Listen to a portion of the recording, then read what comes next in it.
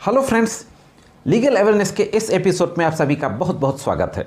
मैं करीम अहमद सिद्दीकी एडवोकेट। कैसे हैं आप सब लोग? उम्मीद करता हूं कि आप सभी लोग स्वस्थ होंगे और अच्छे होंगे। साथियों, आपको पता है कि जब दो लोगों के बीच किसी तरीके का लीगल डिस्प्यूट हो जाता है, लड़ाई झगड़े के उपरांत या कोई भी इशू हो, तो ऐसे समय में जो एक प्रैक्टिकल समस्या खड़ी हो जाती है, सही समय पर सही कानूनी सलाह की। हाँ दोस्तों, प्रॉपर टाइम पर proper legal advice in time पर मिल जाए। और प्रॉपर समय पर प्रॉपर लीगल एडवाइस ना मिलना, ये ठीक उसी तरीके से है जिस तरीके से किसी मरीज को सही समय पर उसका ट्रीटमेंट ना मिलना, तो मामला और बिगड़ जाता है। अक्सर जब मैं लाइव आता हूं तो मेरे लाइव सेशन में पति पत्नी के डिस्प्यूट के संबंध में कुछ ऐसे सवाल हैं जो सबसे ज़्यादा पूछे जाते हैं। और ना सिर्फ लाइव सेशन में, बल्कि मेरे वीडियोज के नीचे कमेंट्स करके भी मेरे व्यूअर्स और सब्सक्राइबर्स के द्वारा कुछ सवालों को सबसे ज़्यादा पूछा जाता है। आपको पता है कि लाइव सेशन में बहुत कम समय होता है जवाब देने के लिए, बहुत से लोग कनेक्ट होते हैं, तो हो सकता है कि वहाँ पे आप लोगों को सेटिस्फैक्टरी आंसर ना मिल पाता हो। तो मैंने सोचा कि वो कॉमन सवाल, वो कॉमन क्वेश्चंस जो सबसे ज़्यादा पूछे जाते हैं मैट्रिमोनियल डिस्प्यूट के संबंध में, उन कॉमन क्वेश्चंस का इस वीडियो के माध्यम से मैं आप तक जवाब पहुंचाऊं। तो बहुत ही महत्वपूर्ण जानकारी है। आज उन्हीं कॉमन सवालों के बारे में बातचीत करने जा रहा हूं, तो जुड़े रहे आखिरी तक। देखते हैं कि इस संबंध में संपूर्ण जानकारी क्या है। साथियों, खास तौर से हम दो सवालों को सबसे पहले लेते हैं। एक सवाल सबसे ज़्यादा ये पूछा जाता है हस्बैंड की तरफ से कि 498A का केस कोर्ट में हो गया है या पुलिस में एफआईआर दर्ज हो गई है। तो एफआईआर दर्ज होने के बाद इन्वेस्टिगेशन के उपरांत चार्जशीट कोर्ट में फाइल हो गई, बेल करा ली गई, केस चालू हो गया, एविडेंस पे केस लग गया। तो कोर्ट में जब केस ट्रायल शुरू हो जाता है, गवाही पे लग जाता है, तो सालों साल हो जाता है पत्नी कोर्ट में गवाही देने नहीं आती। ऐसी स्थिति में जब 498A के केस में कोर्ट में पत्नी गवाही देने ना आए या उसके घर से कोई व्यक्ति गवाही देने ना आए, तो ऐसी सूरत में क्या करना चाहिए? दोस्तों, इस क्वेश्चन का जो आंसर होगा वो सिर्फ 498A के केस तक के लिए सीमित नहीं होगा, बल्कि जितने भी क्रिमिनल केसेस होते हैं उन सारे क्रिमिनल केसेस में अप्लाई कर सकते हैं। और सारे क्रिमिनल केसेस में यही किया जाएगा जो कि मैं बताने जा रहा हूं। ऐसे सिचुएशन में जहां कि केस का ट्रायल शुरू हो गया है, केस एविडेंस पे फिक्स हो गया है, तो एविडेंस पे फिक्स होने के बाद सबसे पहले सम्मन जारी होता है कंप्लेनेंट को, यानी उस व्यक्ति को जिस व्यक्ति ने थाने में रिपोर्ट लिखाई थी, या अगर कंप्लेंट केस हुआ था तो जिस व्यक्ति ने कोर्ट में कंप्लेंट दाखिल की थी, जिसको वादी मुकदमा कंप्लेनेंट बोलते हैं। तो सबसे पहले उसको सम्मन जारी होता है कि आओ और कोर्ट में गवाही दो। सालों साल निकल जाते हैं लेकिन टर्न अप नहीं होते कंप्लेनेंट। और दोस्तों, मैं यहाँ पर यह भी आपको बताता चलूँ कि कोर्ट में केसेस का सालों साल तक चलना, लंबे समय तक विचाराधीन रहना, उसके पीछे भी एक सबसे बड़ी वजह यही होती है कि समय पर विटनेसेस का न्यायालय में ना आना, क्योंकि कई गवाह होते हैं प्रोसिक्यूशन के। तो ऐसी सूरत में वाइफ को बार बार सम्मन भेजने के बाद भी अगर कोर्ट में नहीं आती, तो अभियुक्त की तरफ से यानी आरोपियों की तरफ से एक प्रार्थना पत्र दिया जा सकता है कि उसके विरुद्ध वारंट किया जाए।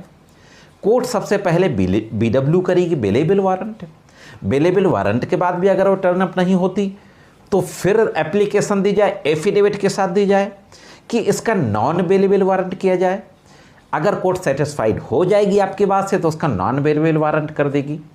नॉन बेलेबल वारंट के बाद भी अगर वो टर्न अप नहीं होती, तो फिर एप्लीकेशन दी जा सकती है आरोपियों की तरफ से कि प्रॉपर टाइम दिया जा चुका है इसकी गवाही के लिए, लेकिन आज तक ये न्यायालय में अपना स्टेटमेंट देने के लिए टर्न अप नहीं हुई, लिहाजा इसकी एविडेंस की अपॉर्चुनिटी क्लोज कर दी जाए।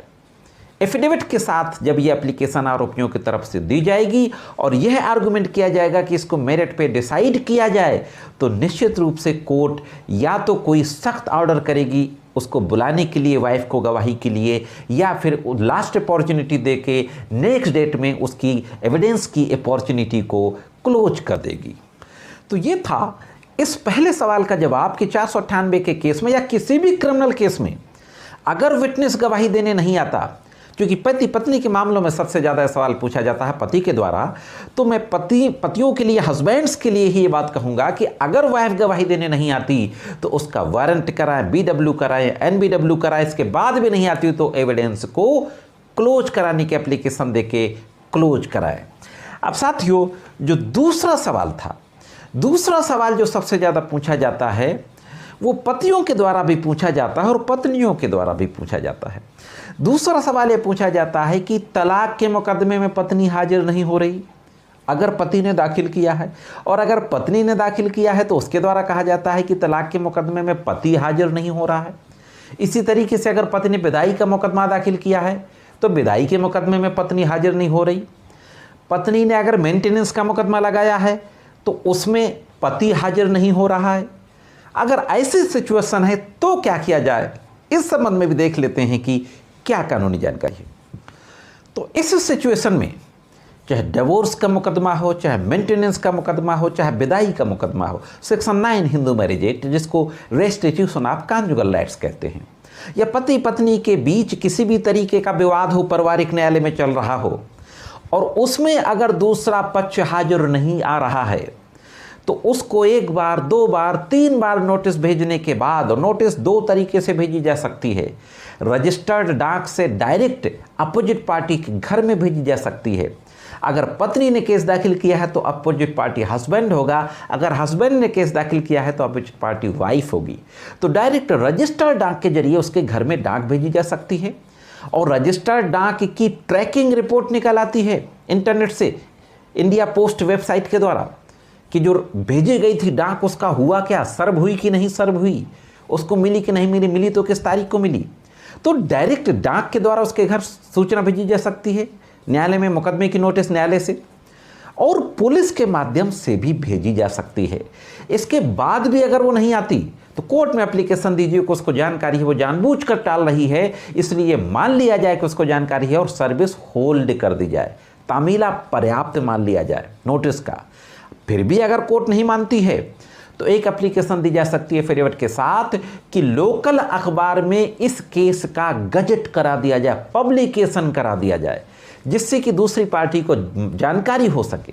और पब्लिकेशन कराने के बाद भी अगर अपोजिट पार्टी कोर्ट नहीं आती तो फिर केस को एक तरफा चलाने की प्रेयर की जा सकती है, आर्गुमेंट कोर्ट में किया जा सकता है कि एक्स पार्टी प्रोसीड कर दिया जाए और एक्स पार्टी चलाया जाए।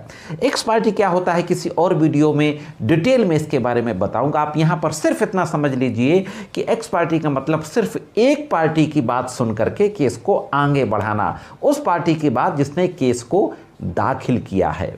तो ऐसी स्थिति में साथियों, जहां पर कि हस्बैंड या वाइफ ने किसी ने कोर्ट फाइल किया है फैमिली कोर्ट में और दूसरी पार्टी नहीं आ रही है, तो वहां क्या करना चाहिए ये मैंने आपको अभी अभी बताया।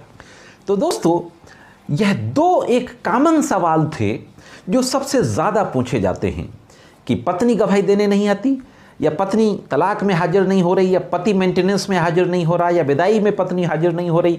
अगर इस तरीके की आपकी समस्या है तो आप जो मैंने अभी बताया उन तरीकों का इस्तेमाल करके अपनी इस लीगल प्रॉब्लम को सॉल्व कर सकते हैं। तो यह थी दोस्तों इन प्रैक्टिकल लीगल इश्यूज़ के संबंध में एक महत्वपूर्ण कानूनी जानकारी।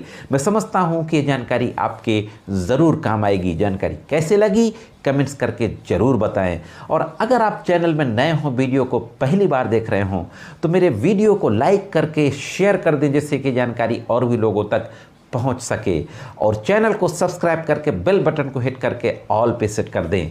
आज के वीडियो में सिर्फ इतना ही। मिलते हैं किसी अन्य वीडियो में कानून की कुछ अन्य जानकारियों के साथ। तब तक कानून की विभिन्न तरीके की जानकारियों के लिए देखते रहें लीगल एंड सोशल अवेयरनेस।